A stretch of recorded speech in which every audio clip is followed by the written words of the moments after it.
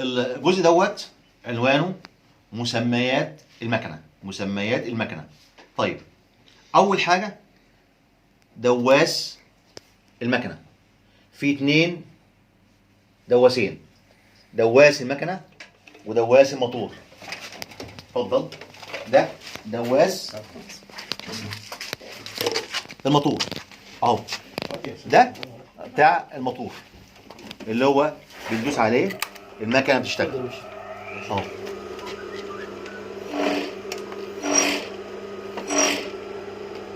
طبعا اول حاجه الباور. الباور بتاع المكنه اوف واون. تمام كده الموتور اشتغل كده، الموتور طفى. هنا الركبه. الركبه دي مسؤوله انها بترفع الدواس ده. حركه ايه؟ داخلي وخارجي. بتعمل ايه؟ بس استمر. هات هنا. بترفع كده الركبه شغاله، برفع الدواس او اخفض الدواس. هنا الفرماتوره. الدراع ده اسمه الفرماتوره.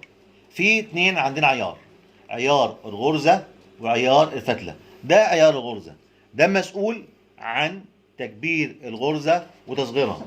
عيار الفتله احنا المفروض نشتغل على 2.5 او 3. كويس او 3 بالنسبه للشنط. تمام. ده في الاساسي ولا في المساعد؟ برافو عليك استاذ هشام، سالني سؤال جميل جدا.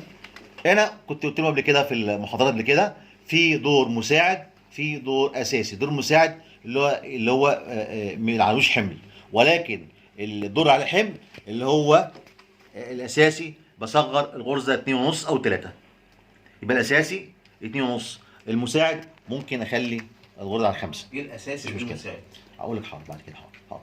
الاساسي يعني دور على حمل زي السوسته تتنيه، ده مساعد مش مشكله ملوش حمل. انما تجميع السوسته ده اساسي بصغر الغرزه. في عيار الغرزه تاخد عدد غرز اكتر.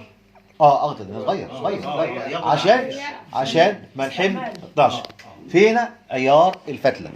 عيار الفتله هنا السوسته، دي السكينه، دي السكينه، ده الخطاف، دي الابره، ده الدواس، ده السنان، ده وش المجرى، وده وش المكنه.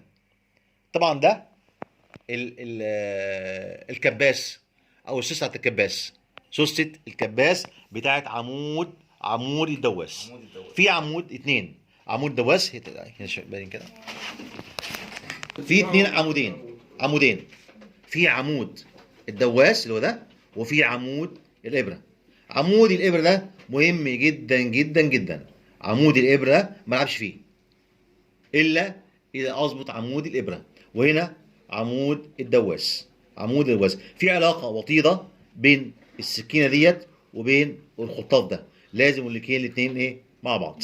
لو حبيت اظبط العمود هنا يمين او شمال فوق العمود دوت وايه، والابره تنزل واظبط يمين او شمال. المفروض هنا الدواس بيكون في النص. بعد ما خلصت انزل، ما ينفعش اربط كده، لا لازم انزل كده واربط عشان الركبه تشتغل.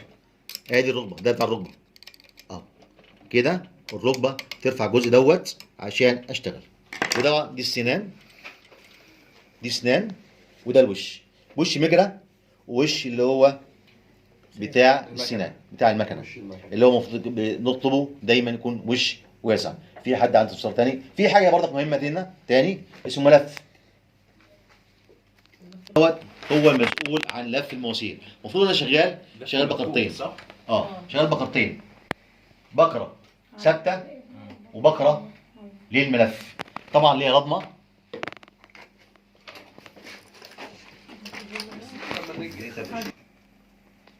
بدخلها هنا.